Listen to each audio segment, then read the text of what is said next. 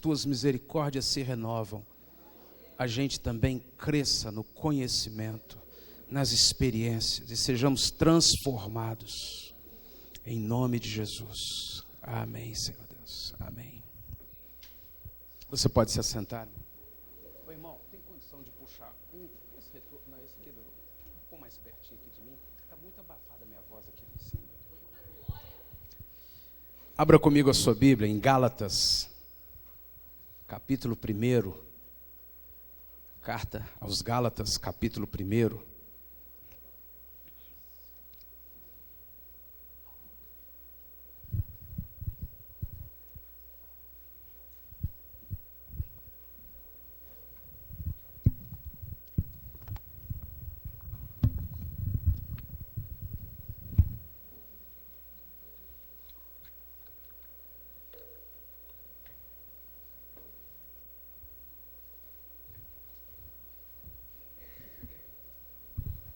Lembre-se sempre que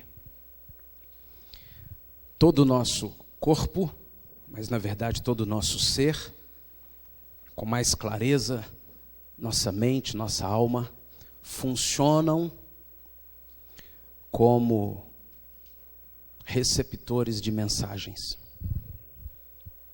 Toda vez que você comer um brigadeiro, você vai se lembrar que você está mandando uma mensagem. E tem algumas células, por exemplo, as adiposas, elas amam a mensagem do brigadeiro. Elas ficam satisfeitas com a mensagem do brigadeiro.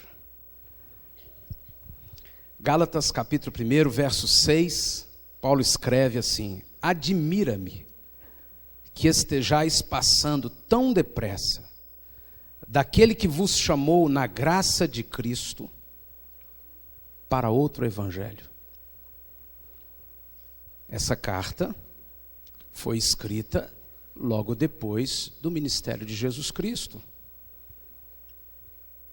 Os apóstolos, Paulo, os novos convertidos, as novas igrejas, os novos crentes em Jesus, os novos líderes, muito cedo, muito novos, tudo original, tudo muito autêntico. E Paulo já teve que escrever uma carta que parece mais para os nossos dias do que para 2000 anos atrás. E eu fico pensando, se ele precisou escrever isso há 2000 anos atrás, o que é que ele escreveria hoje? Estão passando muito depressa daquele que vos chamou na graça de Cristo para outro evangelho. Evangelho é a palavra grega para boas novas. Boas novas é uma terminologia assim, mais rebuscada, menos popular, menos conhecida. Boas novas, né? Meio velha assim, a coisa de gente velha, de gente careta, de gente arcaica. Mas boas novas nada mais é do que mensagem, notícia. Eu estava em Atlanta e fui visitar os estúdios da CNN. E é impressionante porque você pode fazer um tour por dentro dos estúdios na hora em que eles estão produzindo os telejornais para o mundo inteiro. E eu andava naqueles estúdios todos e era uma opressão muito violenta. Eu falei assim, Deus, que coisa, eu também estou cheio de minhoca na cabeça, fico pensando coisa aqui, mas eu estou assim meio incomodado, tem uma opressão, tem um negócio aqui esquisito. E aí, num determinado estúdio, tinha uma placa lá no corredor. E a placa diz assim, neste exato momento, nós estamos falando para 1 bilhão de pessoas em todo o mundo. Na hora em que eu li aquela placa, aí a ficha caiu, aí eu entendi, meu Deus, então essa opressão é porque eu estou num quartel-general do mais alto nível de estratégia. É verdade, porque tem 1 bilhão de pessoas agora que ligaram a televisão e estão assistindo qualquer coisa que for comunicado aqui agora. E com o poder de receber todas estas mensagens como sendo soberanas, absolutas, verdades. E aqui eles mudam opinião, aqui eles mudam governo, aqui eles mudam moda, aqui eles mudam os rumos da economia. Qualquer coisa que for dita aqui muda instantaneamente todo o movimento mundial. Eu entendi aquilo. Uma vez eu estava numa cidadezinha dos Estados Unidos e eu vi uma igrejinha, daquelas de filme, lá no altozinho da colina, na praça central, branca, com uma torrezinha, e aquela coisa bem americana, mas o título, o nome que estava naquela placa, eu desconhecia. Christ Scientology Church. E eu perguntei a um amigo que estava comigo, falou assim, você sabe que igreja é essa? Não sei não. Deve ser uma igreja antiga, porque está na praça principal da cidade, num lugar de destaque, uma área privilegiadíssima. É um templo antigo, uma construção velha, embora toda conservada. E aí eu fiquei curioso, eu falei assim, eu quero saber o que é essa igreja, Christ Scientology Church. E aí eu fui embora daquela cidade e eu estava no centro de Boston, estava sozinho, dirigindo, e o sinal fechou numa avenida, num cruzamento central de Boston. 2 avenidas muito largas. E eu me deparei com um edifício muito alto e muito largo. Um edifício quadrado e larguíssimo, mas muito largo e muito alto. E em frente ao edifício, outra igrejinha bonitinha, com a torrezinha branca, com tudo, e a placa Scientology, Christ Scientology Church. Eu falei assim, meu Deus, será que aquela igrejinha é a mesma dessa? Será que esse prédio... E aí quando eu passei em frente ao prédio, no outro canto da esquina, estava uma placa enorme na portaria do prédio. The First Christ Scientology Church.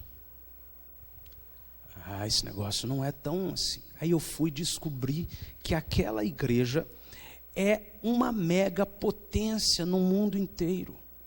E que a religião que ela prega é a religião mais atraente para os artistas da América. E eles têm uma estratégia que ninguém precisa largar a sua religião. Você pode fazer parte da Christ Scientology Church e ainda manter a sua religião. Ser budista, ser judeu, ser crente, ser o que for. E aí eu fui descobrir que aquela igreja, na verdade aquela instituição, é uma das mais poderosas investidoras de Hollywood.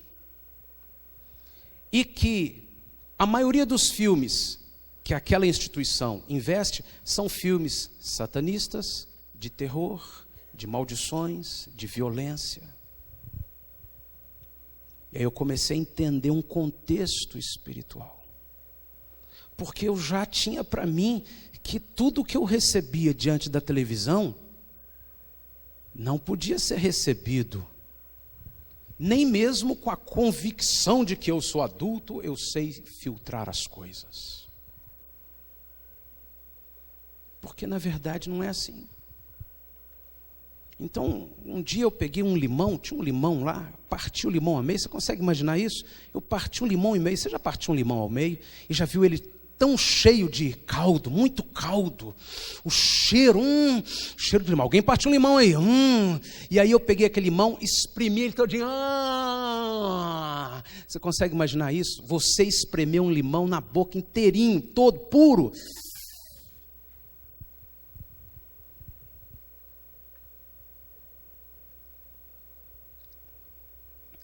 até encheu de saliva a minha boca. Talvez a sua também. É como faziam lá quando era criança na escola. Assim, você quer sentir gostoso? Assim, um gilete passando entre seus 2 dentes.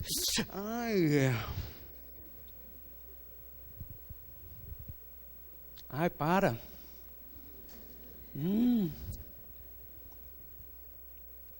Não tem limão aqui. Mas houve uma mensagem. E essa mensagem chegou à minha mente, através dos meus ouvidos, através dos meus olhos, através dos sentidos do meu corpo. Essa mensagem foi transformada em estímulos elétricos que acionaram os neurônios do meu cérebro.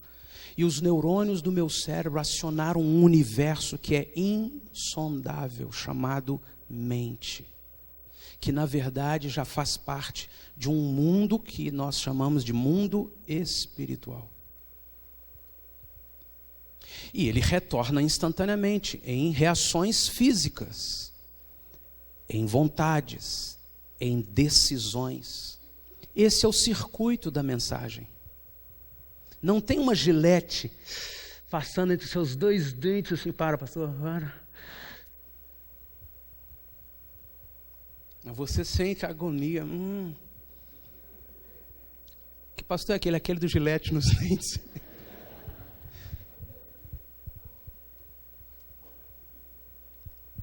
Então nós temos condições de entender que toda mensagem que chega não pode ser filtrada. Eu sou adulto, eu sei entender isso. Um tiro, degolando o outro. E não, eu assisto isso sem me tocar. E vou daqui a pouco para o culto, que eu vou ministrar louvor, glória a Deus, aleluia. Mas nós já nos acostumamos a receber todo tipo de mensagem, achando que elas não afetam a gente. E depois de assistir o Faustão e até o irmão dançando lá com a música gospel e as gatinhas dançando, a gente vai para o culto e a gente, Senhor, desce a tua unção hoje. E a gente pede o baterista para tocar com unção. E a gente pede o cara da mesa para levantar o som para ficar bem ungido. E a gente não se lembra de que todas as mensagens que estamos recebendo todos os dias, consciente ou inconscientemente, afetam a gente. Afetam tanto que muitos dizem assim, não tem nada a ver, não concordo. As mensagens vêm e sempre chegam com um propósito. Por isso o cinema é o que é.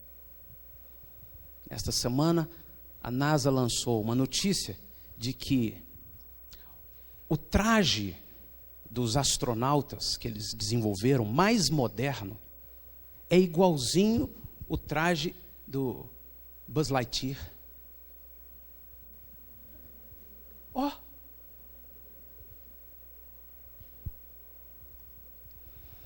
Eles acham que é brincadeira, que é uma coincidência, que as tragédias em Nova York sejam parecidas com os filmes de Hollywood.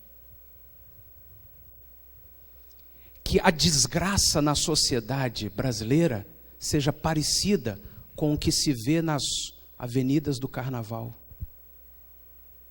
Que as maldições do povo do norte sejam parecidas com os desfiles dos deuses, dos demônios lá em Paritins. Parece que é só uma festa, que é só uma encenação, que é só um teatro, que é só um filme, que é só uma novela. Gente, eu sou crente, eu estou protegido, eu sou adulto, eu não consigo, nem nada me afeta, eu filtro tudo. Não, são mensagens. E se você de novo pensar no limão caindo na sua boca, de novo você vai salivar. Se você pensar de novo no... Não vou falar não.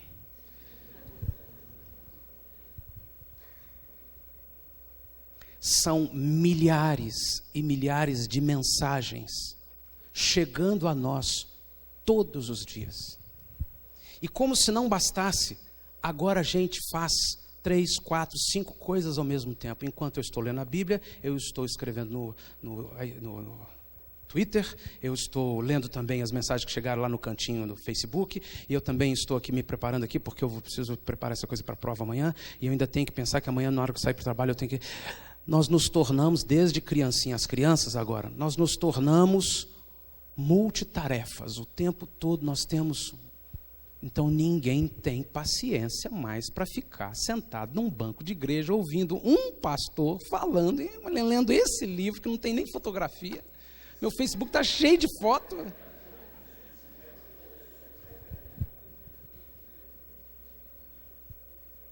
um bombardeio de mensagens.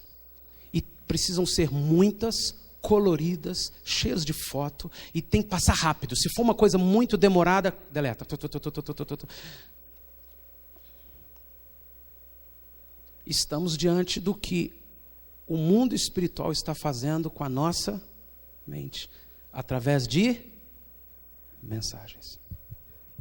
E aí vem Paulo, lá 2000 anos atrás, tadinho, tão arcaico, tão assim, gente, nós estamos em 2012, 2013, tudo tem que ser modernizado. Tudo tem que ser modernizado. Eu vou ficar carregando Bíblia agora? Ah, você está brincando. No meu iPod, no meu celular, eu tenho tudo. Tenho os joguinhos de guerra, eu tenho os joguinhos de matar, eu tenho os joguinhos do Império, eu tenho meus Facebooks, eu tenho aquelas coisas assim que ninguém não pode nem ver. Ai, meu Deus, eu até pus uma senha lá. Então eu tenho tudo. E tem minha Bíblia também. Eu tenho. Ah, tá aqui, ó, cadê? Ah, tá aqui. Não sei, eu pus em algum lugar aqui, ó, tá aqui. Peraí, vou achar. Acha para mim aí, pra gente. Minha Bíblia está aí. A mensagem do Evangelho de Jesus Cristo ficou debaixo de todo esse volume de outras mensagens, sufocadinha. E essa não é uma realidade só de 2013. Paulo estava dizendo, olha, vocês passaram da mensagem do Evangelho pura, da graça de Jesus Cristo, para as mensagens que a nossa sociedade está mandando, muito rapidamente.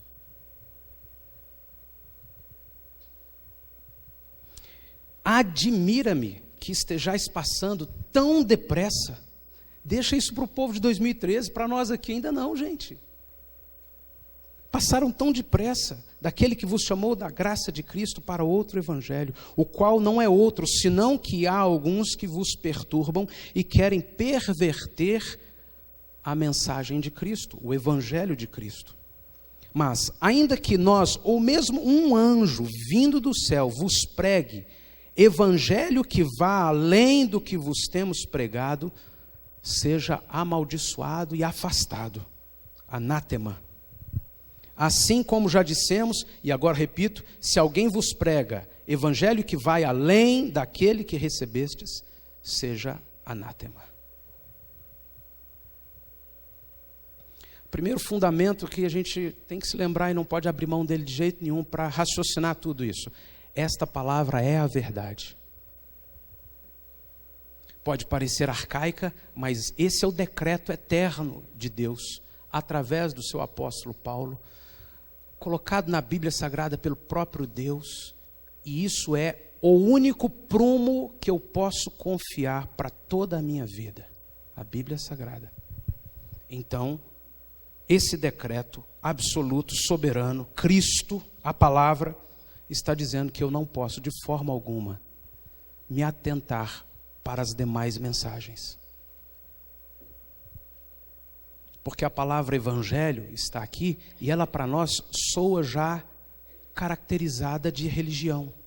Mas a palavra evangelho que está na Bíblia, ela não tem uma conotação religiosa. Ela é uma palavra simples do dicionário grego, que significa notícia, mensagem, comunicação.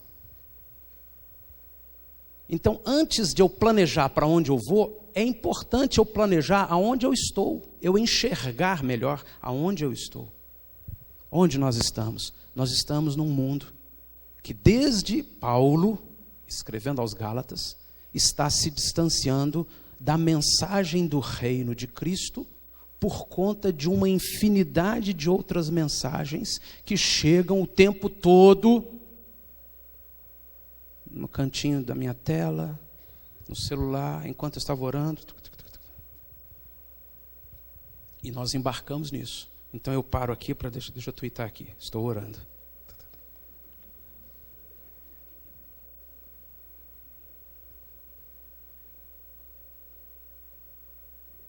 Essa é a verdade que nós vivemos.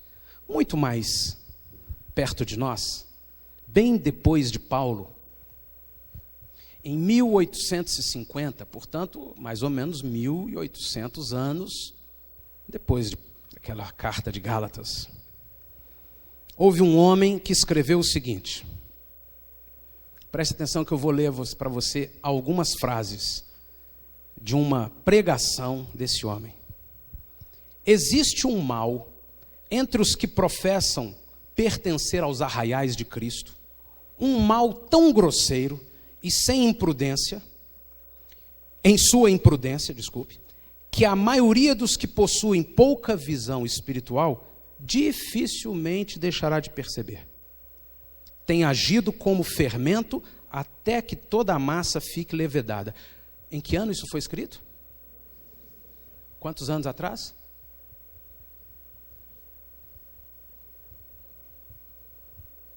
Quantos anos atrás?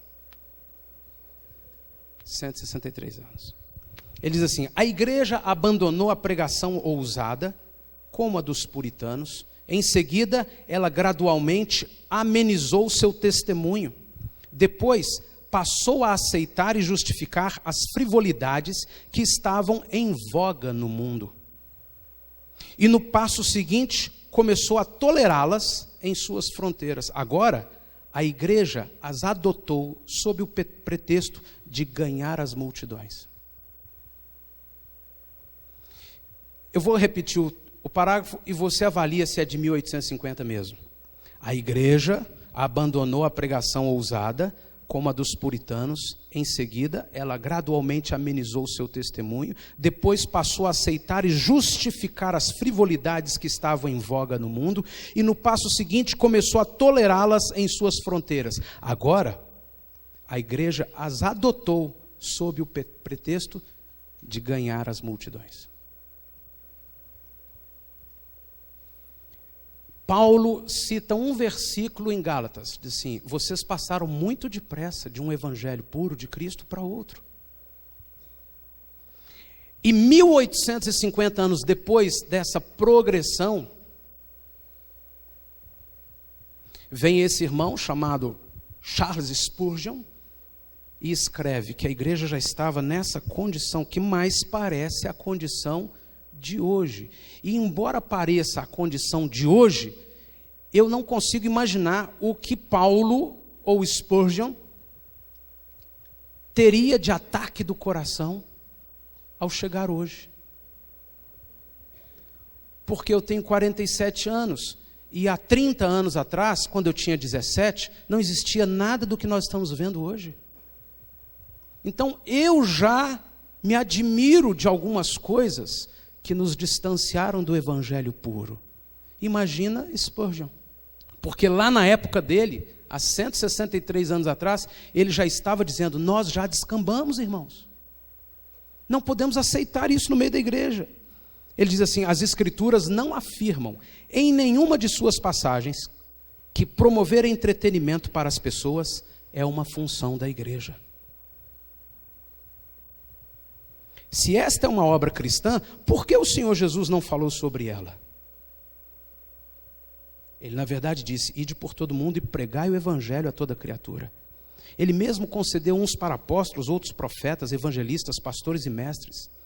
Onde aparece nesse versículo os que providenciam entretenimento? O Espírito silenciou a respeito deles. Os profetas foram perseguidos porque divertiam as pessoas ou porque recusavam-se fazê-lo. Os concertos de músicas não têm um rol de mártires.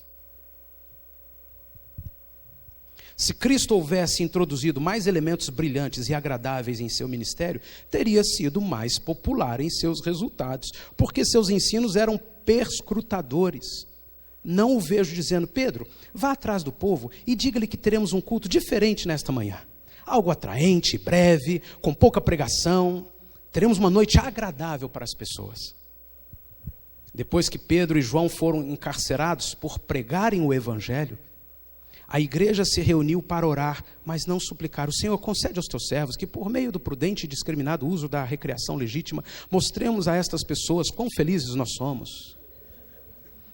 Eles não pararam de pregar a Cristo, por isso não tinham tempo para arranjar entretenimento para seus ouvintes. Espalhados por causa da perseguição, foram a muitos lugares pregando o evangelho. Eles transtornaram o mundo. Essa é a única diferença. Senhor, limpe a igreja de todo o lixo e baboseira que o diabo impôs sobre ela e traga-nos de volta aos métodos dos apóstolos. O tema que me deram para ministrar é o evangelho autêntico. E se nós precisamos estudar sobre o evangelho autêntico, é porque nós não o temos em plenitude.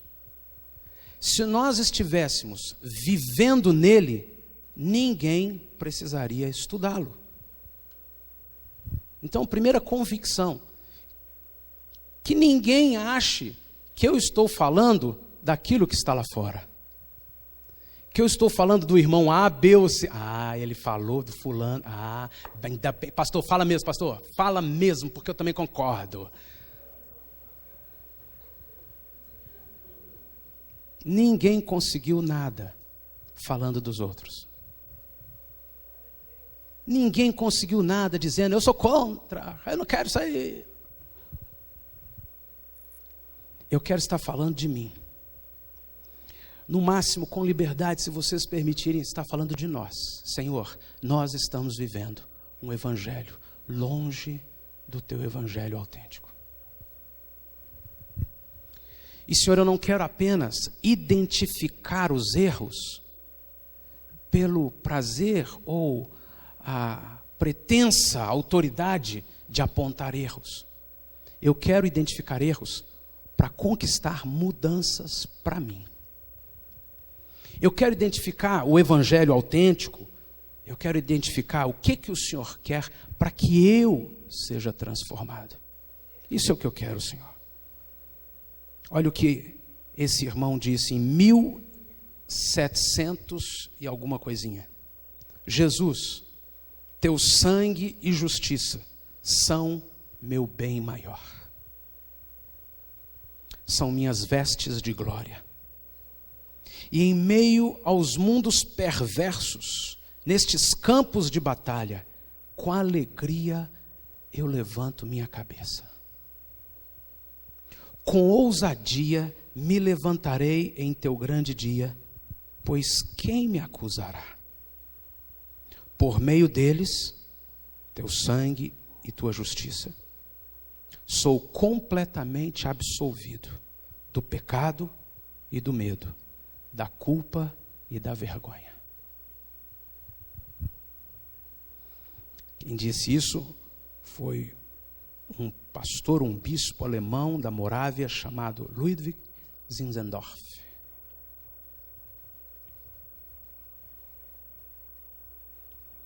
Só esse texto,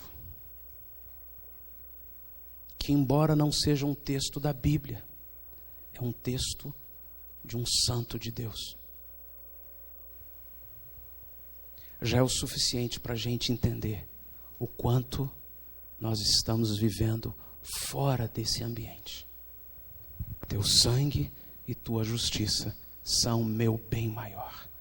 E eu quero isso de volta, Senhor. Eu quero isso para mim.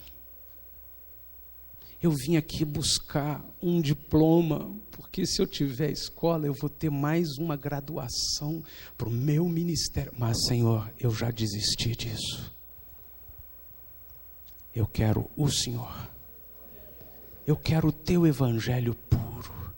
Se o meu corpo reage a mensagens, eu quero silenciar todas as outras mensagens. Não só nesses 12 dias, mas eu quero, durante esse ano, priorizar o teu evangelho. Qual é a tua mensagem? Não é a tua revelação para mim. Qual é o teu evangelho? Eu queria saber mais disso, Senhor. Em Mateus capítulo 4, você não precisa se preocupar em anotar, eu vou deixar hoje à tarde, lá no site, esse meu esboço à sua disposição. Então você pode despreocupar de anotar para você absorver mais, para você orar mais enquanto recebe a palavra. Leia comigo o Evangelho de Mateus, capítulo 4, verso 23. Percorria Jesus toda a Galileia, ensinando nas sinagogas, pregando o evangelho do reino e curando toda sorte de doenças e enfermidades entre o povo. E a sua fama correu por toda a Síria. Trouxeram-lhe então todos os doentes, acometidos de várias enfermidades e tormentos, endemoniados, lunáticos e paralíticos, e ele os curou. Você sabe o que deve ser lunáticos? Lunático é o nome que dava às pessoas de lua. Dependendo da lua, era o humor deles. Lunático, um dia está doido, outro não está. E hoje nós temos um nome mais rebuscado, chama-se transtorno bipolar.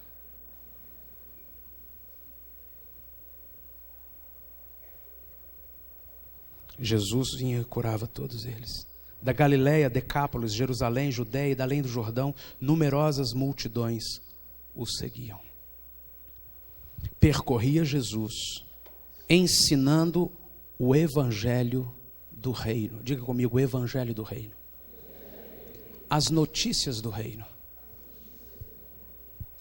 Eu não questiono alguma instância de instrumentalidade da internet. Eu uso a internet. Eu não questiono alguma pequena instância de instrumentalidade do Facebook. Eu uso o Facebook. Mas, na verdade, nós estamos diante da mente humana. Até quando a gente lê um texto bíblico lá, geralmente assim, esse eu já sei. Passa para. Aí eu já li. Ih, gente, fica usando Facebook para pôr texto bíblico. Porque o universo da internet é o universo da mente humana. Tudo que você vai ler lá é o que as pessoas pensam, acham, fotografaram, viveram, falam, pensam, querem. Então, se eu me ocupo muito daquilo, da internet, eu estou me ocupando muito do que está na mente do homem. E Jesus se ocupava do Facebook do céu. Mas até hoje eu não vi nenhuma Facebook, nem Twitter de Deus. Sou Deus.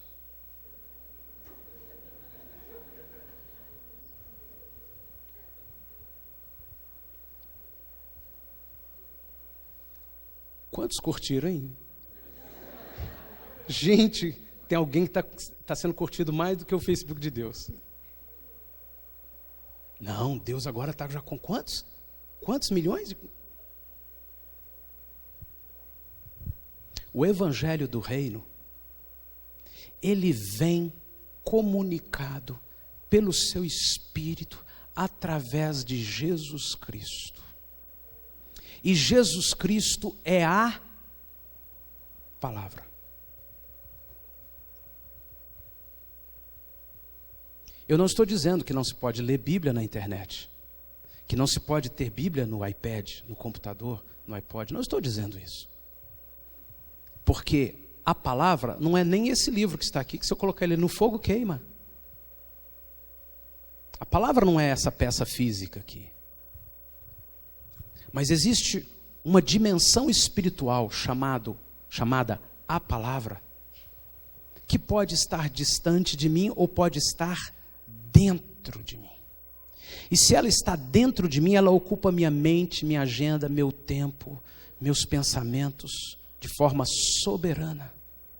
Mais do que querer saber o que acontece na mente humana, eu quero saber o que acontece na mente de Cristo.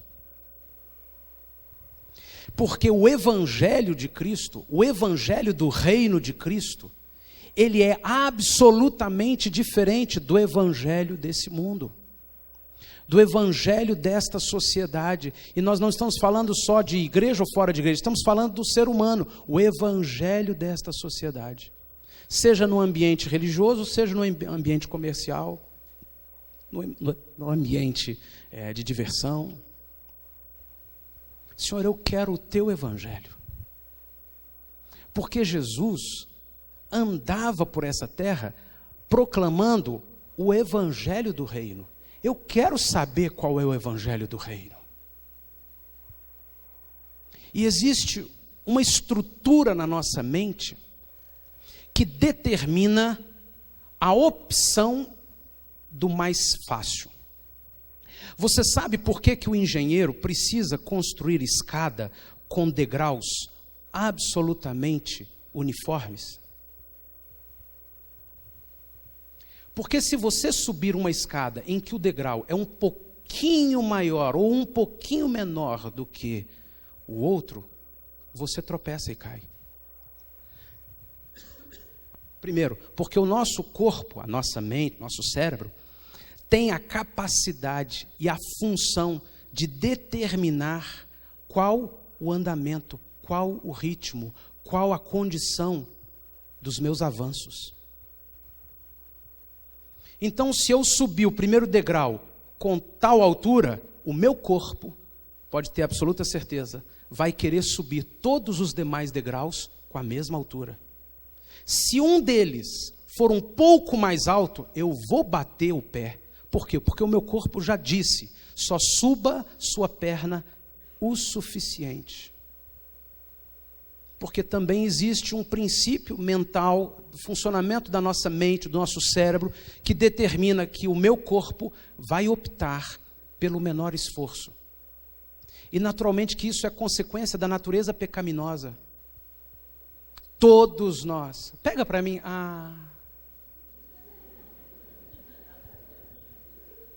Aqui, você podia ir lá. Tem que ser agora. Porque nós temos isso na nossa natureza biológica, física, mental, neurológica. Então você vem subindo os degraus, o seu corpo já se acostumou. Só suba a perna o suficiente para o próximo degrau. Se por acaso ele for um pouquinho mais alto ou um pouquinho mais baixo, vai ter complicação. É assim com um exercício físico. Você começa a dieta e você determinou a dieta, daí 15 dias ela já não está funcionando. Por quê? Porque o organismo disse, ele está de dieta, não consuma, não gaste energia, guarde, menor esforço. Esse é um princípio científico da nossa natureza humana.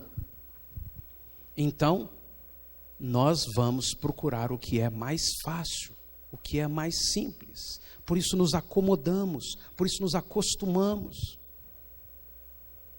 Jesus andava pela terra pregando as notícias do reino de Deus.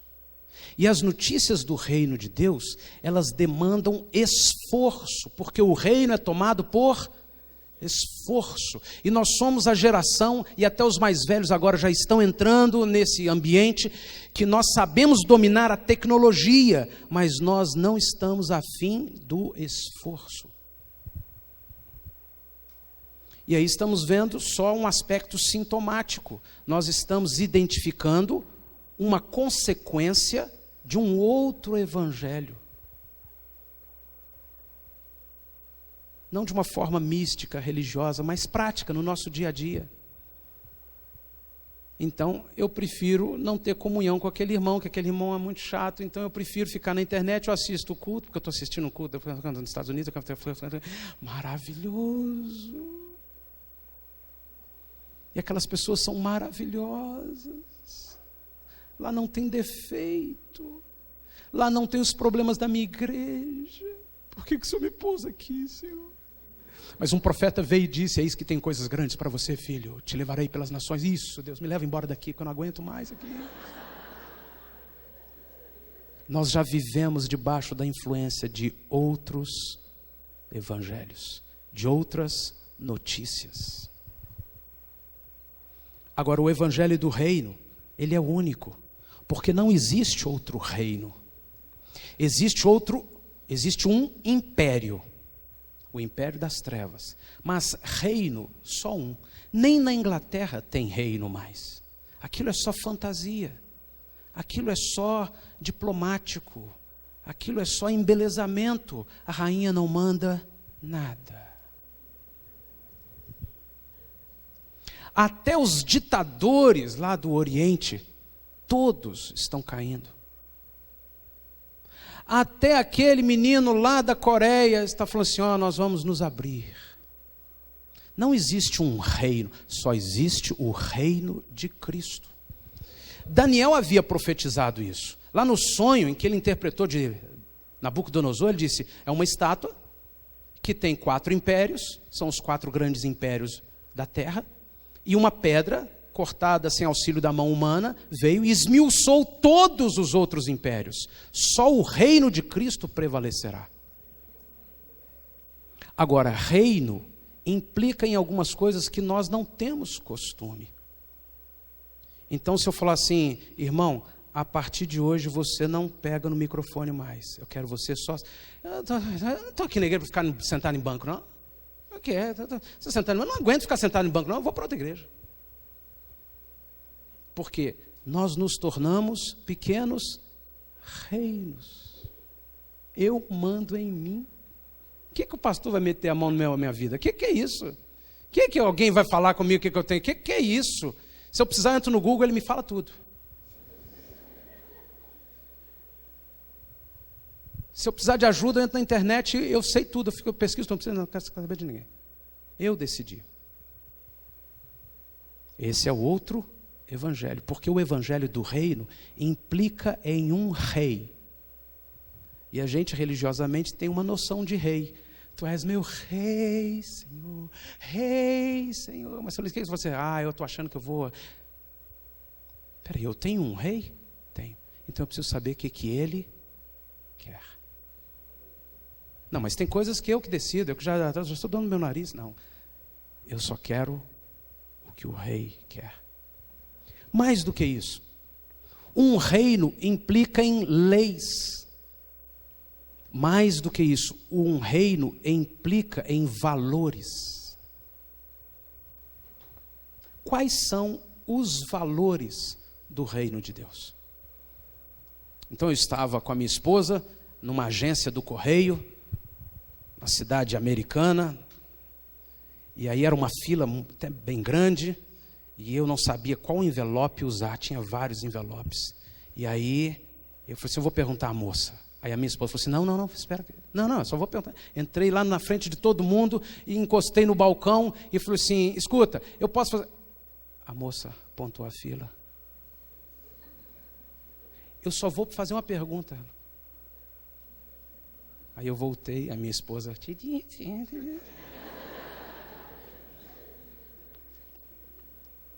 Bem, naquele reino, existe um princípio de convívio na sociedade em que ninguém vai lá para furar fila.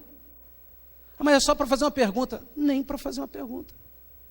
Bem, agora eu já sei que eu não vou mais, de forma nenhuma, fazer uma pergunta. Eu vou ficar na fila, quando chegar a minha vez, eu vou dizer, sabe, está vendo? Eu podia ter perguntado antes, que eu já tinha resolvido, eu vou ter que voltar, preencher de novo.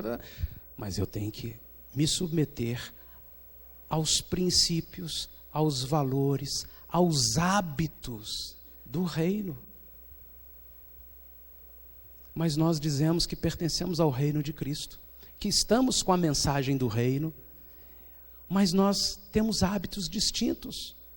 Nós temos hábitos, como Spurgeon disse, que são as frivolidades do mundo e que nós vamos trazendo para dentro, até mesmo com a desculpa de alcançarmos multidões.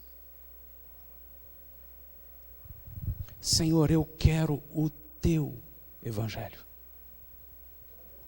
Eu não quero ser o cara que não concorda. Isso mesmo, pastor, eu não concordo com aquele negócio lá que você está querendo dizer aí. Eu sabia, ele está falando aquele negócio, ele falou de indireta, ele está falando aquilo. Não. Só faltou dizer o nome, pastor. Não, você está enganado. Eu estou dizendo que eu quero os valores, os princípios, os hábitos, os costumes, a lei do reino. E a mensagem, o evangelho do reino, proclama como eu devo viver nesse reino. Proclama também quais são os benefícios que eu tenho nesse reino. proclama também quais são as garantias que eu tenho nesse reino.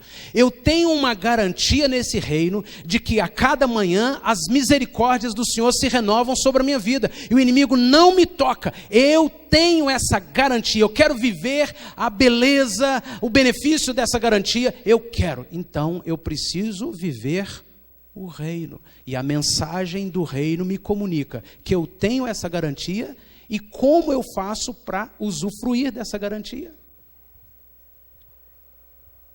E Jesus saía proclamando o evangelho do reino, e ao proclamar o evangelho do reino, ele diz assim, curando toda sorte de doenças. Então preste atenção comigo para um raciocínio simples. Quando Jesus, que é Jesus, proclamava as notícias do reino, o que acontecia? Está escrito aí. O povo era curado. Quando o evangelho do reino chega, o povo é curado. Então Deus já nos deu um sinal, um prumo identificador do evangelho do reino. O evangelho do reino não é que quando ele é pregado, o povo pula e sai eufórico. Quando ele é pregado, o povo doente, pobre, miserável, perdido, condenado, é curado de suas enfermidades. Então não é esse evangelho que nós estamos pregando.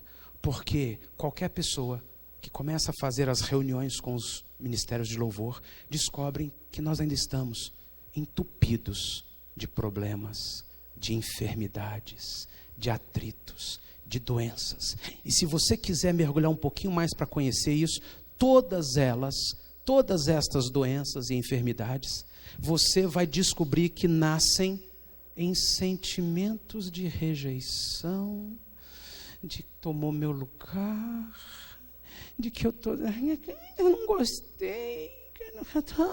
E se você se aprofundar um pouquinho mais, você vai descobrir que tem uma questão familiar mal resolvida. Significa que nós estamos debaixo de uma mensagem que ainda não nos curou. Por isso, tantos problemas na igreja, na família, no emprego. Nós não fomos curados ainda. Se alguém falar assim, não, você não, é ela ali. Está vendo? Ele não me ama, está vendo?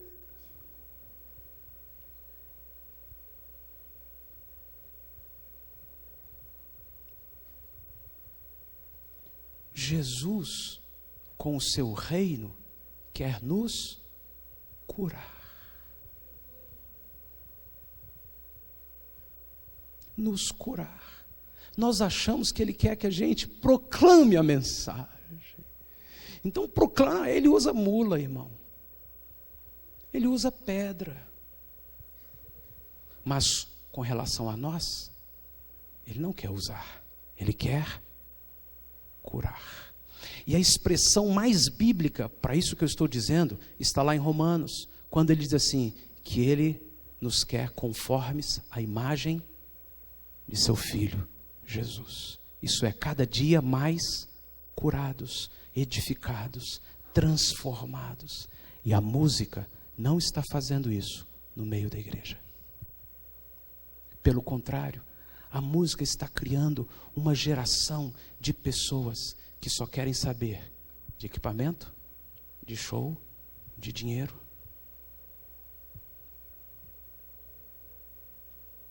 Então o evangelho que temos não é o evangelho autêntico, porque o evangelho que Jesus pregava era o evangelho do reino. E quando Jesus pregava, haviam curas. Se o evangelho do Senhor começar a agir sobre a minha vida, eu serei curado. Você sairá curado daqui. Estou mais feliz. Não tenho mais aquelas aflições, aqueles complexos, aquelas angústias. Não tenho mais dificuldade lá na igreja, abrir mão, ceder o tempo todo, ser um canal, ou então ficar no banco. A síndrome do banco. Que coisa absurda. Eu não sei ficar em banco, hein, pastor? Eu não sei ficar. Então, meu irmão vai ter que ficar no banco para aprender a viver o reino no banco. Porque a luz ilumina, não é porque ela diz assim, deixa eu iluminar, deixa eu iluminar, deixa eu iluminar. Eu estou aqui, eu quero iluminar.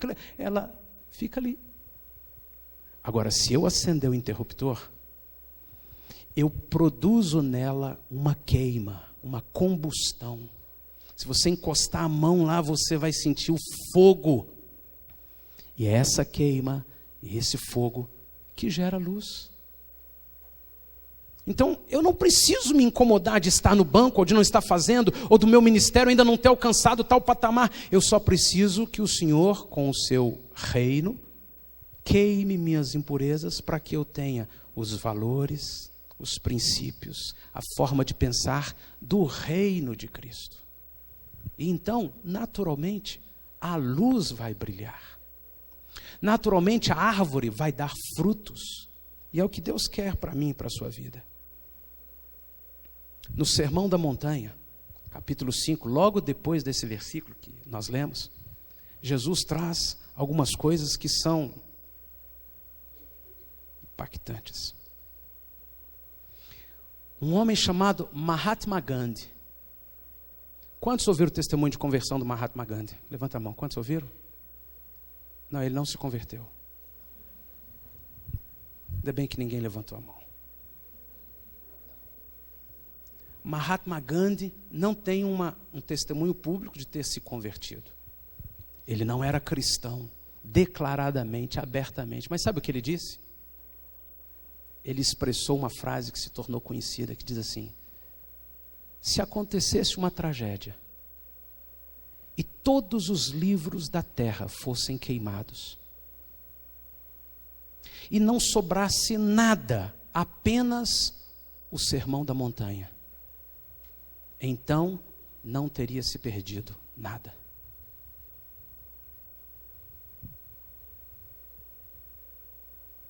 Que coisa impressionante. Porque existem pessoas que ainda não conheceram a Jesus, mas que têm parâmetros de raciocínio, de análise, lógicos, justos, corretos. Nós os acusamos às vezes de católicos ou de ateus, mas talvez isso que impeça a gente de levar a eles o conhecimento de Jesus Cristo. Porque muitos deles têm verdades absolutas de Deus. Dizem tanto de Einstein, mas Einstein disse assim: eu tento no laboratório 99 vezes e não consigo. Então saio para um profundo retiro. E dizem os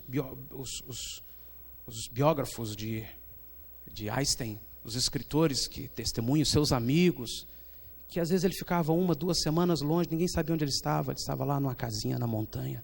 Saio para um profundo retiro, então a verdade me é revelada. Quem agiu senão Deus?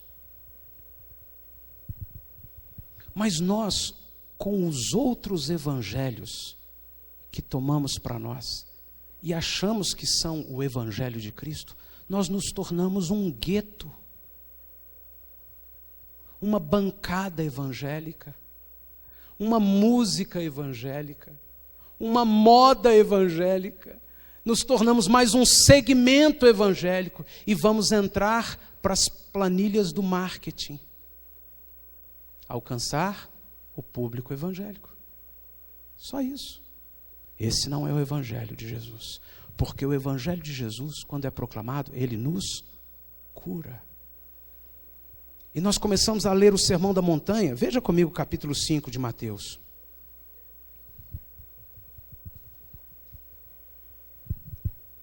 Vendo Jesus as multidões.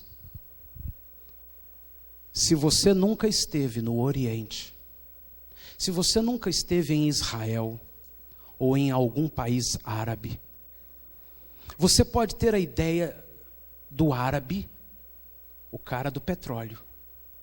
Mas você não imagina o que são os pobres do mundo árabe. É como pegar lá em São Paulo a Zona Sul, aquele miolinho, e o restante de São Paulo. Quem mora na Zona Sul acha que aquilo é o mundo todo. Mas quem mora lá na periferia sabe da realidade. A realidade das multidões, sobretudo naqueles dias de Jesus, era pior do que a nossa. Então, quando falava de multidão chegando, nós não estamos falando de pessoas que compraram o ingresso, estão com as suas roupas americanas, estão com os seus tênis chiques, estão com suas coisas maravilhosas, modernas no seu celular. Nós estamos falando de gente nojenta, suja, fedida, pobre, miserável, cansada. Como somos nós? Por baixo das nossas vestes chiques. Como é aquele povo no show, todo mundo glamurosamente dançando, mas por dentro arrebentado. Como é até mesmo no show da igreja, todo mundo maravilhado com o poder de Deus, mas cheios de brigas em casa, cheios de casamentos separados, cheios de enfermidades. O evangelho que estamos pregando não está curando as pessoas. O evangelho autêntico produz cura. Cura. Eu não quero sair para lugar nenhum, eu não quero fazer nada, eu só quero que o Senhor me use aqui onde eu estou, para que alguém, uma só pessoa, seja curado. Mas sabe o que é, pastor? A cura era para aqueles tempos de Jesus, hoje o milagre da cura não acontece mais. Eu quero que você seja curado, na mente, na alma, coração. Então Jesus vem e diz, no capítulo 5 de Mateus, vendo as multidões, vendo o povo miserável, sofrido, cansado, oprimido, não o povo alegre com um bilhete na mão e com uma palavrinha diante de Deus, Deus, o Senhor vai me dar. Não, o povo com fome. Vendo as multidões, ele subiu ao monte. Como se assentasse, aproximaram-se os seus discípulos, e ele passou a ensiná-los, dizendo: bem-aventurado os humildes de coração. Essa é a mensagem do reino. Essa não é a mensagem do pastor que pregou um determinado assunto, e os demais vão pregar outros assuntos. Essa é a mensagem do reino. Tudo o que eu devo ouvir, ou tudo o que eu devo proclamar, precisa ser essa mensagem aqui. Bem-aventurados os pobres de espírito, os humildes de espírito, porque deles é o reino dos céus. Bem-aventurados os que choram, porque serão consolados. Mas o evangelho de hoje diz assim: não chore. Deus, leva embora tudo que está me fazendo chorar, porque isso veio do diabo. Não. Tem coisas que Deus quer que venham a nós, para nos fazer chorar.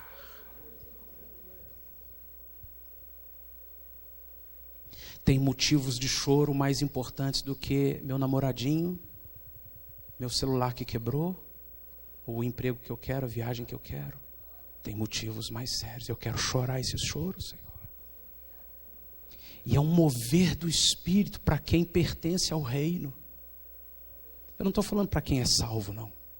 Ser salvo é uma coisa. Participar do reino é outra coisa.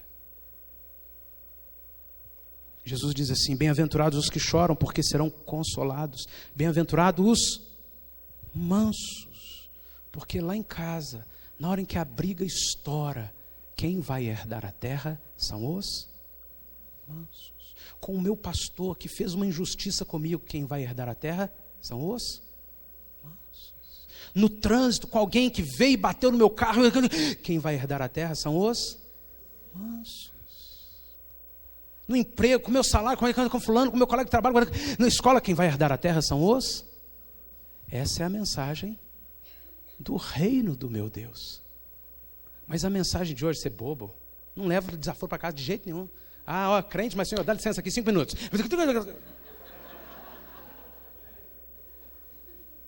O que é meu é meu. Deus me fez por cabeça, não por cauda. Olha o outro evangelho. Eu não vou fazer papel de bobo. Olha o outro evangelho. Porque quem herda a terra, segundo a mensagem do reino, são os mansos. Eu vou aquietar, Senhor. Eu vou me aquietar. Bem-aventurados os que têm fome e sede de justiça, porque serão fartos. Versículo 7, bem-aventurados os misericordiosos, porque alcançarão misericórdia. Bem-aventurados os limpos de coração, porque verão a Deus. Bem-aventurados os pacificadores, porque serão chamados filhos de Deus. Bem-aventurados os perseguidos por causa da justiça, porque deles é o reino dos céus. Bem-aventurados sois quando por minha causa vos injuriarem e vos perseguirem e mentindo disserem todo mal contra vós. Fizeram isso comigo lá na igreja. Uai, mas não era para eu fazer a reunião e me defender? Não, bem-aventurados os que são perseguidos por causa da justiça. Não é por causa das minhas besteiras, não. De repente eu fiz besteira mesmo e tinha que apanhar mesmo. Eu estou lá assim, está vendo? Bem-aventurados sois quando por minha causa vos injuriarem e vos perseguirem e mentindo disserem todo mal contra vós. Regozijai-vos e exultai, porque é grande o vosso galardão nos céus. Pois assim perseguiram os profetas que viveram antes de nós. Vós sois o sal da terra. Vocês não precisam do mundo para salgar. Vocês são o sal.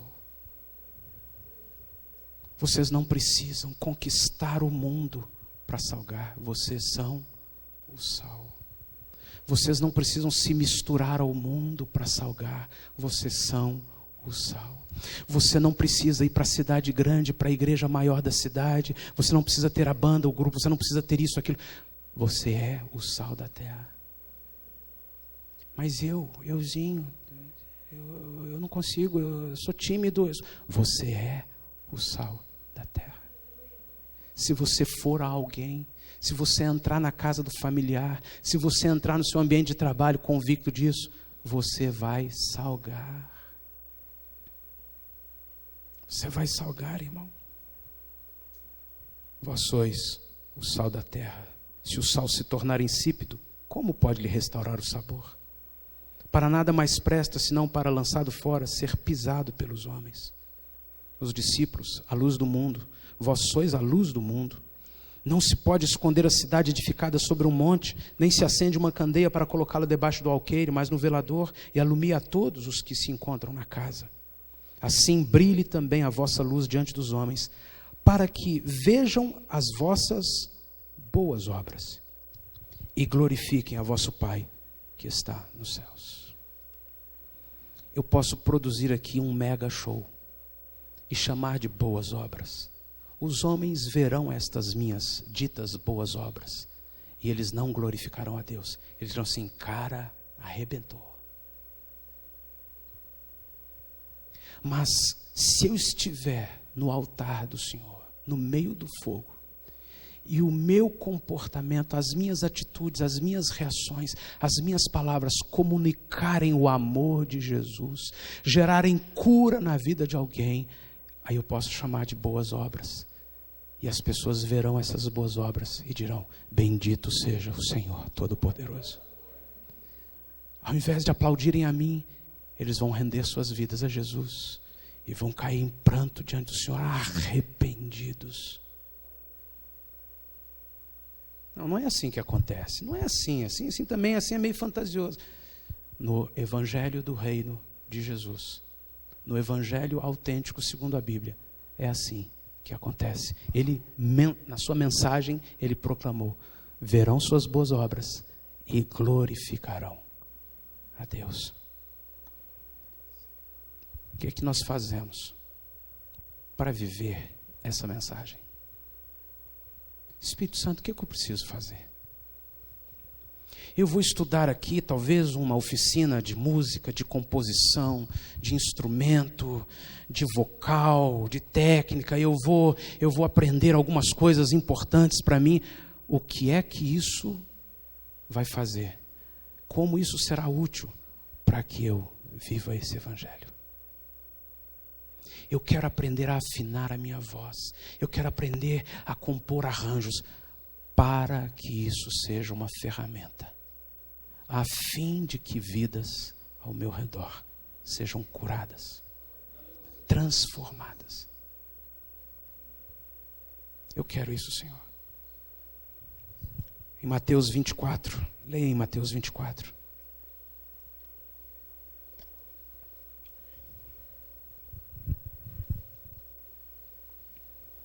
Mateus capítulo 24, verso 10, diz assim: nesse tempo, muitos hão de se escandalizar, trair e odiar uns aos outros. Diga comigo, nesse tempo. Que tempo esse? Nenhum texto, nenhuma frase, nenhuma palavra pode ser interpretado fora do seu contexto. Embora eu e você possamos extrair os princípios em uma simples frase, os princípios expressam o contexto. Portanto, nenhuma frase da Bíblia pode ser interpretada a bel prazer, fora do seu contexto. Porque eu abri, pastor, eu pedi ao Senhor dá-me uma palavra profética. Saio ou não saio dessa igreja, que eu já não aguento mais esse povo. E eu abri, e estava lá, e eu li esse versículo. Quando eu cheguei na igreja, o pastor pregou assim: eis meu filho que te digo, vai, não voltes. Uai, mas ele estava falando para o pecador, vai, não voltes mais para o pecado. Não, foi o versículo que Deus falou. Deus usou esse versículo para mim. Fora do contexto, não é possível interpretar nenhum versículo corretamente. É um princípio absoluto do entendimento bíblico. Então, eu preciso entender, nesse tempo, qual tempo? Jesus está falando de um período que a Bíblia chama últimos dias. Quais são os últimos dias? Qual é o período que Paulo diz nos últimos dias? Porque ele diz assim: logo nos últimos dias acontecerá isso. Até hoje não aconteceu. Paulo, há 2000 anos atrás, estava falando que eram os últimos dias. Pois o período que a Bíblia chama de últimos dias compreende entre a ascensão de Jesus e a volta dele. Esse período entre a ascensão de Jesus e a sua volta, que está prestes a acontecer, a Bíblia chama de últimos dias. O máximo que nós podemos dizer é: nós estamos vivendo os últimos dias dos últimos dias. Estamos nos aproximando dos últimos dias do período chamado últimos dias. E esse período chamado últimos dias é exatamente esse período que está sendo dito aqui. Nesses tempos. Então, se era assim já nos dias de Paulo, se Paulo já estava nesses dias, se os discípulos já estavam vivendo esses dias, se Jesus já estava declarando: olha, mais um pouquinho eu vou subir ao Pai e vou instaurar o período chamado nesses últimos dias, nesses tempos, muitos vão se escandalizar. Por isso que à medida que a gente chega mais perto dos últimos dias, dos últimos dias, nós vemos mais escândalos. Já estava predito, já estava predito. Então, Senhor, me ajuda a não ser um instrumento do escândalo. Trair e odiar uns aos outros. Levantar-se-ão muitos falsos profetas e enganarão a muitos. Interessante, eu não vi ainda. Eu não vi ainda falso profeta. Todas as pessoas que eu vejo, tudo é maravilhoso, tudo é... Nós já estamos rodeados de lindos falsos profetas. Pregando o quê? Pregando um evangelho que a gente até acha que é o evangelho de Jesus Cristo, que é o evangelho do reino, mas não é o do reino. E por se multiplicar a iniquidade, o amor de quase todos esfriará. Por que é que nós não temos mais gente nos campos missionários e temos mais gente nos estádios de show? Porque o amor está esfriando. Por que é que nós não temos cultos mais cheios de quebrantamento? Porque o amor está esfriando. Por que é que eu estou meio desinteressado aqui, mas eu fico um tanto tempo lá na internet? Porque o meu amor está esfriando. Isso é verdade absoluta. Jesus disse que o amor está esfriando. E eu quero ser pelo menos esse daqui do quase todos. Eu quero, Senhor, e para isso eu preciso das leis e dos valores do teu reino, porque desse império que eu vivo, eu só sou conduzido para menos amor. Mais unção e menos amor. Mais poder de Deus e menos amor. Mas havia uma propaganda que ela nos ajuda a entender isso aqui. Um carro em altíssima velocidade e a câmera focava exatamente nos pneus do carro e vinha uma frase assim: para que motor sem poder de frear? E a propaganda era exatamente do pneu que freia para valer, da garra. Para que motor se eu não consigo frear? Para que poder se eu não sei amar? Quando é que Deus vai dar poder a nós, a sua igreja, se não for para exercer amor? Para dar show, Deus não precisa. Deus não precisa manifestar o seu poder para fazer um show espetacular e os anjos saírem. Arrasou, Deus! Não. Deus não precisa de um auditório repleto de pessoas em êxtase, porque o Espírito desceu e fez alguma coisa. Você viu, meu Deus! Não, Deus quer distribuir do seu poder por um único alvo, um único motivo: transmitir o amor. Deus te ama, tá? Deus te ama. Tchau. Vai ser com meus familiares mais próximos, mais espinhentos, mais chatos. Eu quero viver amor. Vai ser com o estranho, o vizinho, colega de trabalho. Eu quero ser alguém. Porque música linda, está cheio de artista que faz isso. Mas transmitir amor que cura, não. E o Evangelho do Reino é uma mensagem de amor. Porque Deus amou, Ele enviou Jesus, que executou uma história linda, tão representativa, que até hoje é encenada. E eu quero esse Evangelho para mim, Senhor. Eu quero voltar dessa escola amando mais aquele chato do meu colega. Eu quero me tornar cada dia mais um canal de amor para aquelas pessoas lá da minha igreja. Eu não quero voltar sendo o cara que foi no congresso e agora, rapaz, eu aprendi coisas. Que coisa, encostei, tirei foto com ele. Lado a lado. Ainda sentou, ainda me pôs a mão, me ungiu e falei: agora estou ungido por fulano e tal. Estou poderoso.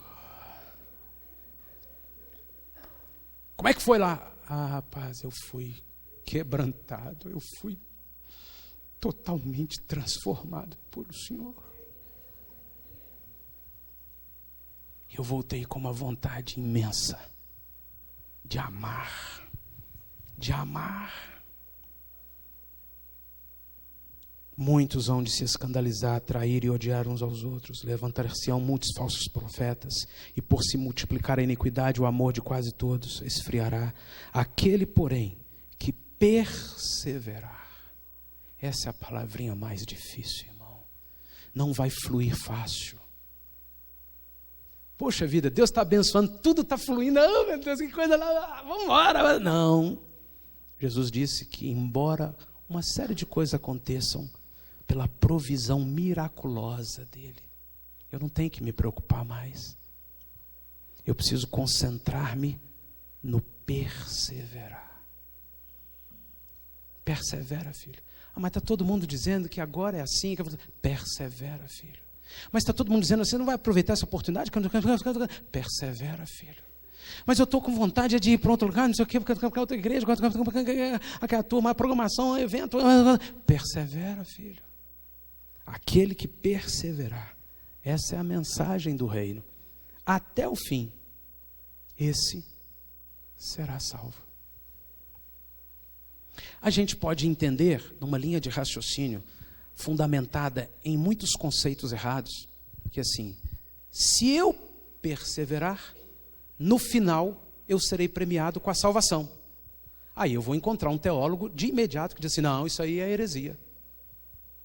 Então por que está escrito, se eu perseverar, serei salvo? É outra forma de entender. É porque os que não são salvos não perseveram. É porque se eu sou salvo, eu vou perseverar. Mas então quem não está perseverando não é salvo? Pode ser que não. Pode ser que sim. Que vai chegar uma hora em que ele não vai ter outra escapatória. Ele não vai ter alternativa senão perseverar. Ainda que seja lá na grande tribulação. Senhor, eu prefiro perseverar hoje. Tá bom? Eu prometo perseverar hoje. Depois não. Aquele que perseverasse, então o evangelho do reino será pregado em todo o mundo. Como? Como que o evangelho do reino é pregado?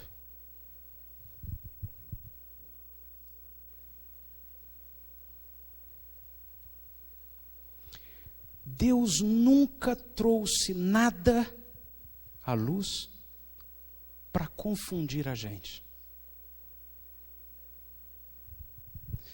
Nós precisamos de homens e mulheres de Deus que são preciosos no corpo e que passam dias, anos estudando e recebem de Deus revelação profunda para versículos que a gente às vezes nunca compreendeu. E existe isso mesmo, entendimento teológico profundo de coisas misteriosas, coisas lindas do reino de Deus. Mas ainda assim o evangelho continua sendo simples. O evangelho de Cristo, ele é puro e simples. E existe um padrão bíblico que nós não podemos esquecer nunca. Tudo o que está na palavra é o que eu tenho que seguir. E Jesus é o meu padrão. Como Jesus fazia? Ele não tinha um departamento financeiro, então eu não preciso ter.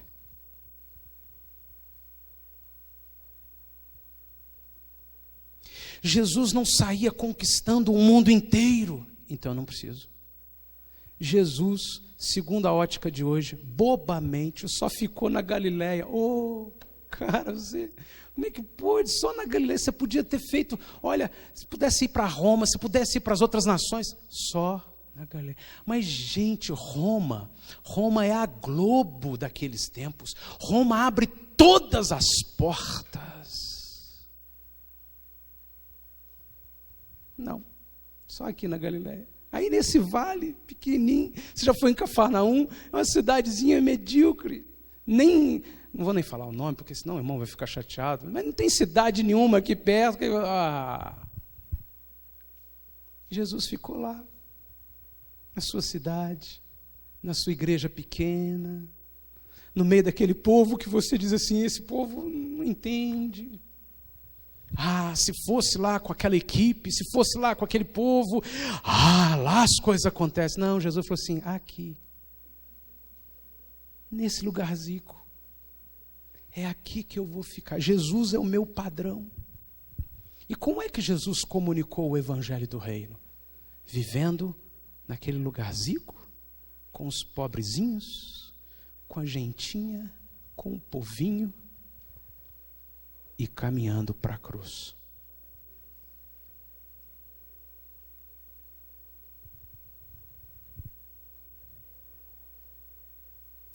Então é assim que eu tenho que viver hoje? É. E o que é carregar a cruz hoje? É renunciar. Mas peraí. Mas Deus me deu. Deus abriu a porta.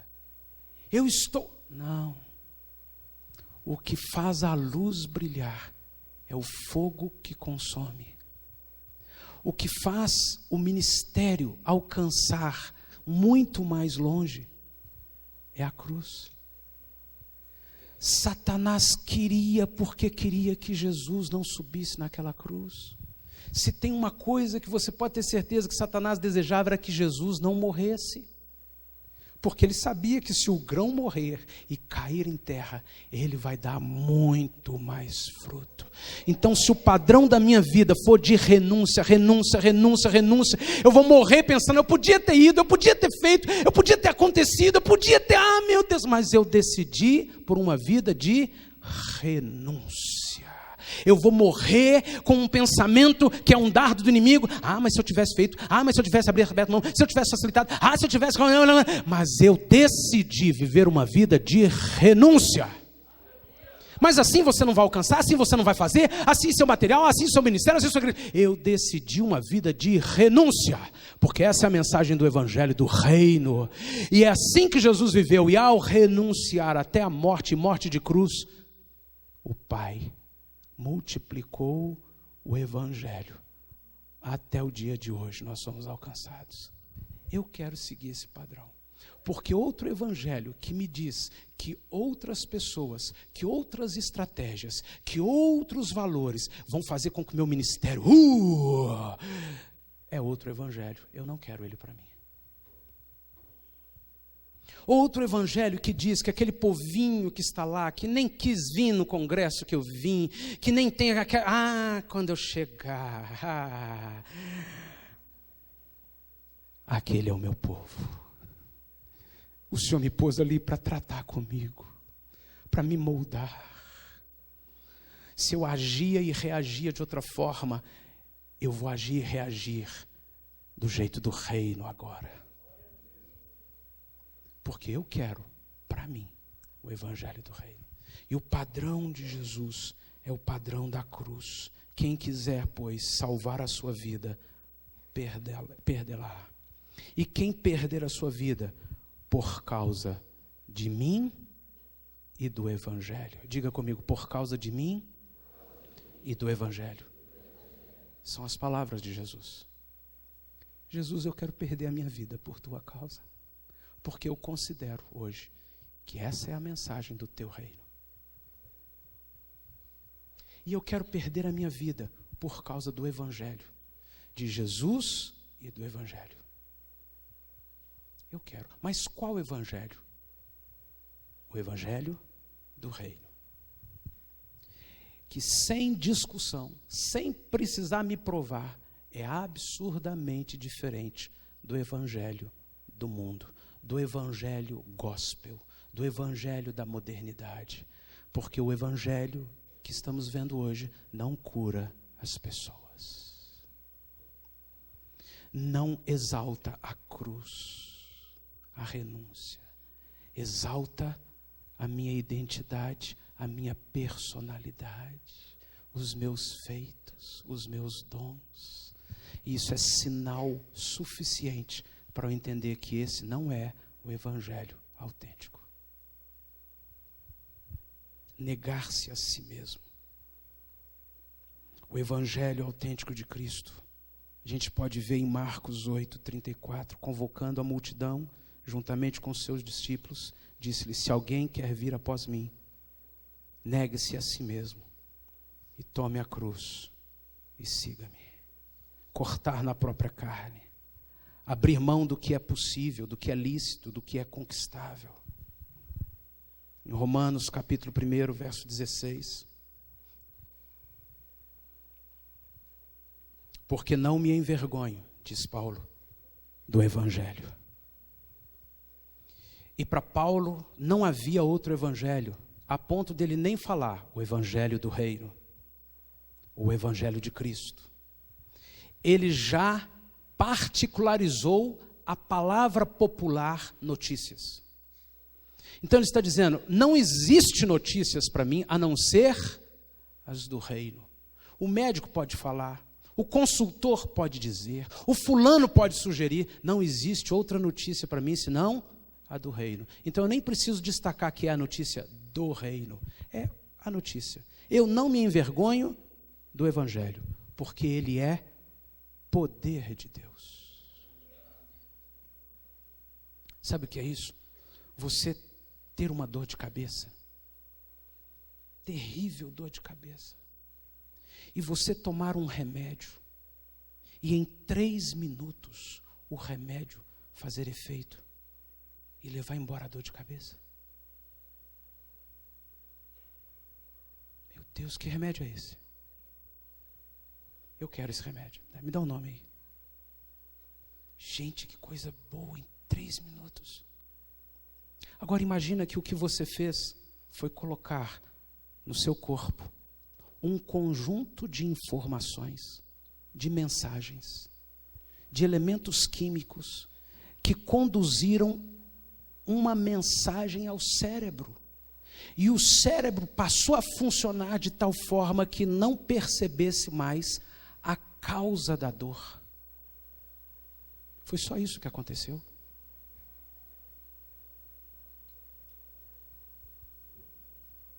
Alguns remédios de dor de cabeça têm também um analgésico, tem também um relaxante muscular, que opera um pouquinho no físico, mas não curam a fonte da dor.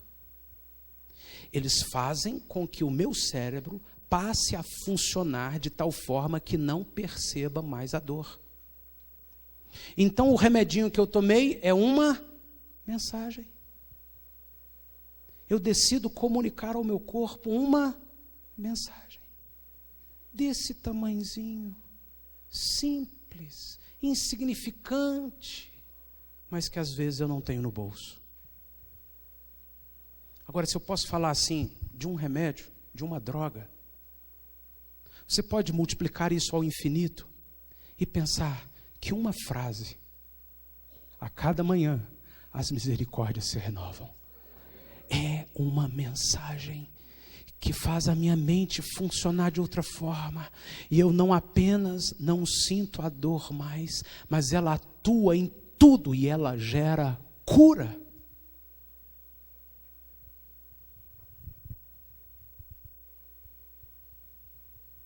Eu posso cantar a música linda o resto da vida e vender 1 milhão de CDs com aquela música linda, mas se ela não produziu cura, eu não estou falando de algo mágico. Oh, você viu um mover de cura? Não, eu estou falando de algo muito mais profundo. Eu fui completamente curado. Não foi uma Neosaldina que eu tomei. Não foi um momento do show que eu me arrepiei e eu senti a unção de Deus, mas voltei para casa e as coisas estão do mesmo jeito. E de novo eu sinto dor de cabeça. Eu tomei uma mensagem que mudou minha vida por onde eu passar. Esse é o Evangelho, essa é a mensagem do reino. A mensagem desse mundo é um remedinho que eu tomo, a dor de cabeça passa, eu fico alegre, mas não cura a minha doença. Mas o Evangelho do reino cura minha doença, cura meu relacionamento com os meus pais, com a esposa, com o marido. Cancela a cirurgia, cancela a separação, cancela o divórcio. Eu ia fazer uma cirurgia para ver se eu melhoro. Não preciso mais fazer cirurgia. Eu fui curado. Eu precisava de uma cirurgia, arrumar outra igreja, arrumar outro pastor, arrumar outra cidade, arrumar outro emprego. Eu fui curado. Eu não preciso mais da cirurgia. Eu fui curado. Jesus passou, eu fui curado. Não foi o irmão que cantou e eu fiquei, ai meu Deus, e a dor de cabeça passou, mas ela volta depois.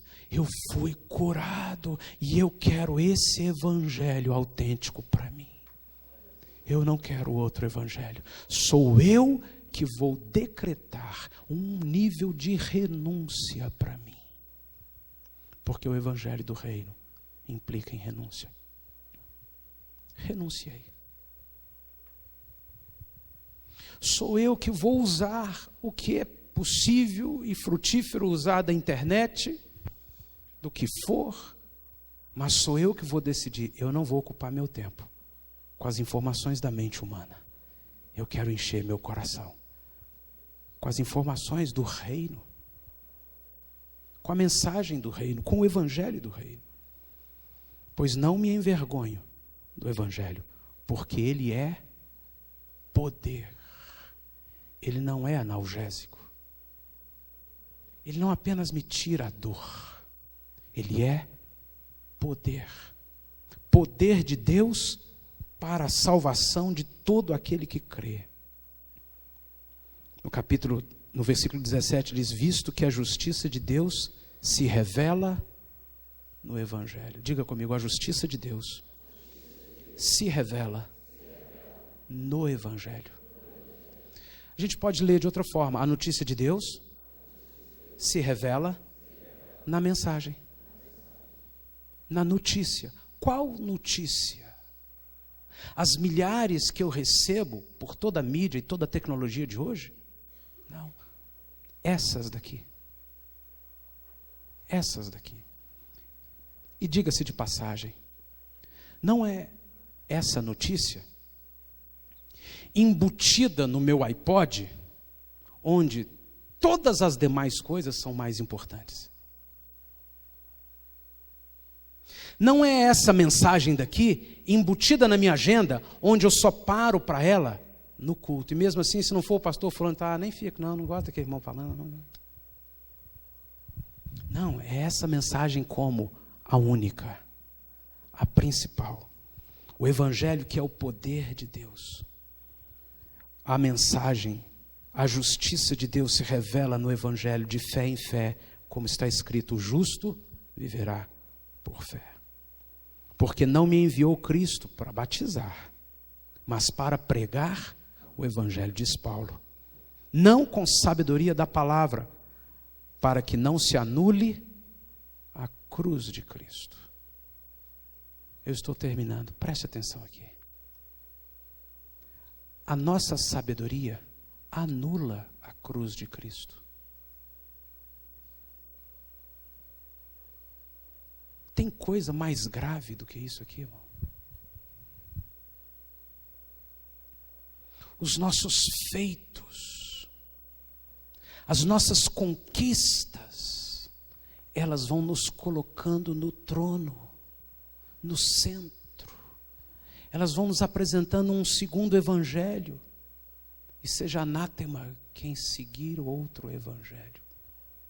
Porque o evangelho do reino, o evangelho autêntico, diz que Jesus é absolutamente, melhor, Jesus é absurdamente o centro. É um absurdo isso. É absurdamente. E Jesus ser o centro de forma absurda ou absoluta, implica em eu estar na cruz. Não vivo eu, mas Cristo vive em mim, com as minhas realidades. As minhas são as minhas, as suas são outras. E é com as suas realidades que você vai decidir renúncia. Não é com o que você quer conquistar, é com a sua realidade. Eu quero isso, Senhor. E eu não quero, com as minhas palavras de sabedoria, com os meus feitos, anular a cruz de Cristo. Porque esta é a mãe de todas as heresias.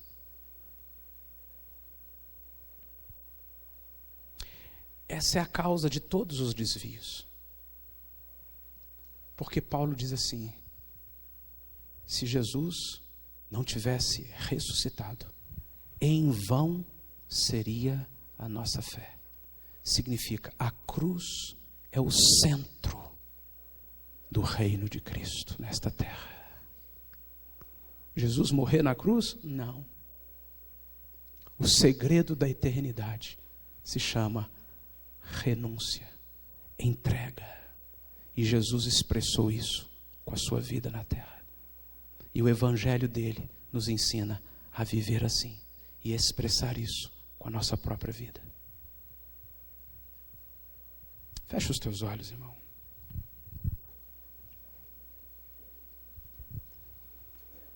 Paulo disse: se o nosso evangelho ainda está encoberto, é para os que se perdem que está encoberto. Se o evangelho do reino está oculto para alguém, está oculto para alguém que está perdido. Nos quais o Deus deste século,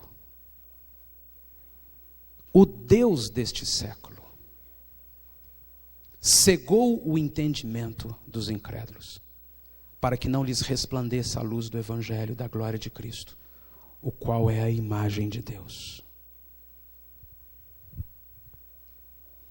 O Evangelho é a forma do reino.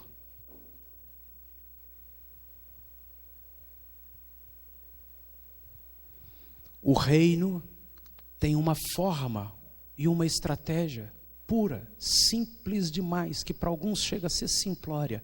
Uma mensagem. Qual mensagem? A mensagem da cruz de Cristo, da renúncia, do padrão de vida de não vivo eu, mas Cristo, como a maior expressão de amor.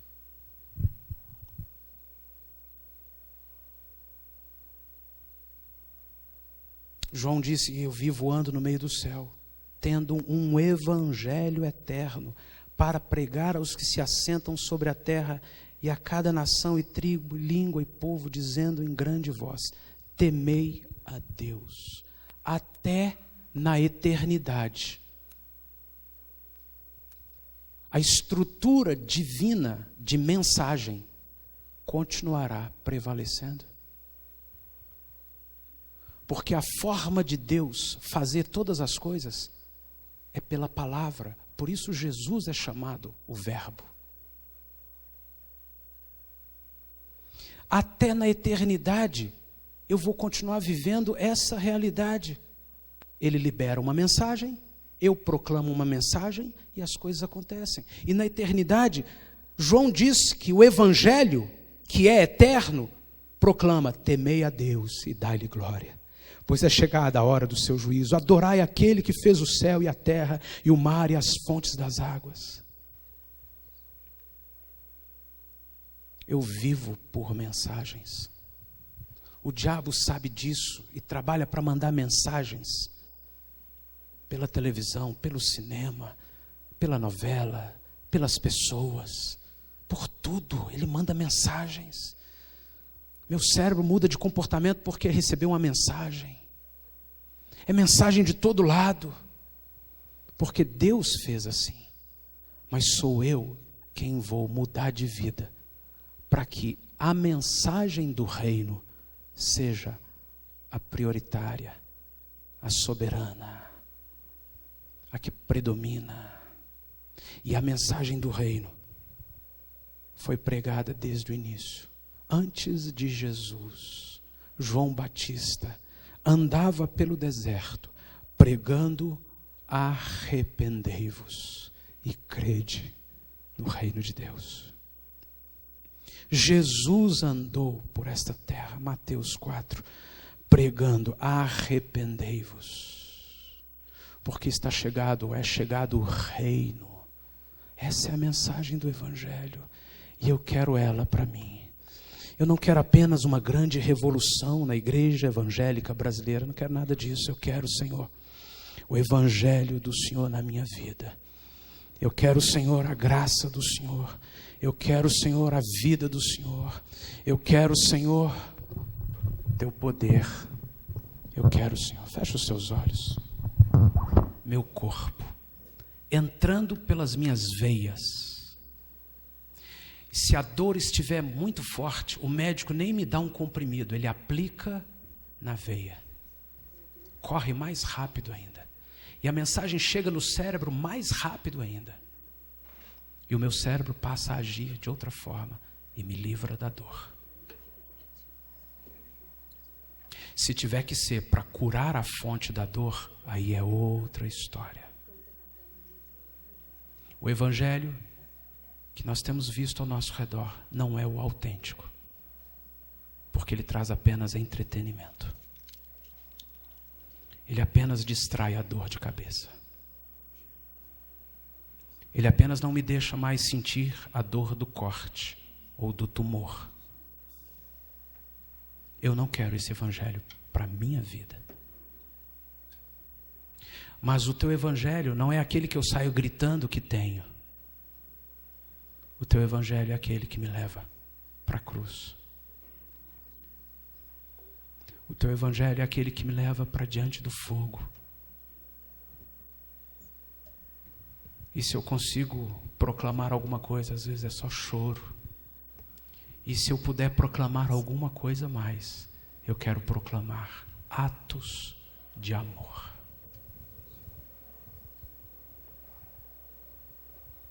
Senhor, eu declaro a Ti que eu não vim aqui buscar um crescimento ministerial, oportunidades, ferramentas, recursos para eu melhorar meu ministério lá na minha igreja, na minha cidade, para eu crescer.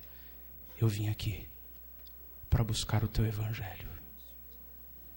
E até quando eu estiver aprendendo como bate triângulo, como escreve a nota na pauta, eu quero me assessorar de ferramentas para viver o Teu evangelho.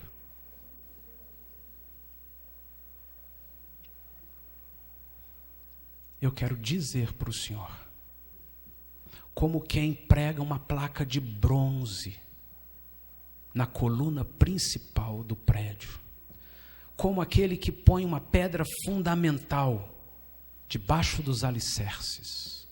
Eu quero dizer ao Senhor que esses dias que eu vou passar aqui serão dias para eu receber, não um comprimidinho que me tira a dor, que me traz entretenimento, mas o evangelho de Jesus Cristo, que é poder de Deus, que vai me transformar. E eu vou voltar para casa não apenas dizendo do que eu sei, do que eu tenho, de como eu faço, mas eu vou voltar comunicando com o meu padrão de vida na cruz a mensagem do reino. Eu vou voltar priorizando aquilo que é valor para o Teu reino, não para esta sociedade. Senhor, eu não quero nem proclamar o que é valor para a igreja moderna. Eu quero proclamar o que é valor. E o meu padrão é Jesus Cristo. Veio, se habitou entre os pobres, se tornou como homem, carne, cuidou da multidão feia, fedorenta, faminta, pobre, enferma, e transformou cada um deles em templo do Espírito Santo. Eu quero ser um destes. E eu quero com a minha vida, como a de Cristo, de renúncia dia após dia. Até os discípulos disseram: Jesus, o ministério de João é melhor do que o seu. O ministério de João tem isso, tem aquilo outro. Nem assim o Senhor se importou. Mais ainda, Senhor, lá no Getsêmani, quando veio um poder de morte tão violento que queria te matar ali, te fazendo suar sangue, rompendo os vasos de todo o corpo, próximo a entrar em uma falência. Senhor, nem ali Jesus abriu mão da renúncia. Não, Senhor, faça-se a Tua vontade. E morte de cruz não é outra morte, é a morte de cruz. Renúncia total. Eu quero isso para a minha vida, Jesus. Por alguns instantes ainda, tenha seus olhos fechados e converse com o Espírito Santo.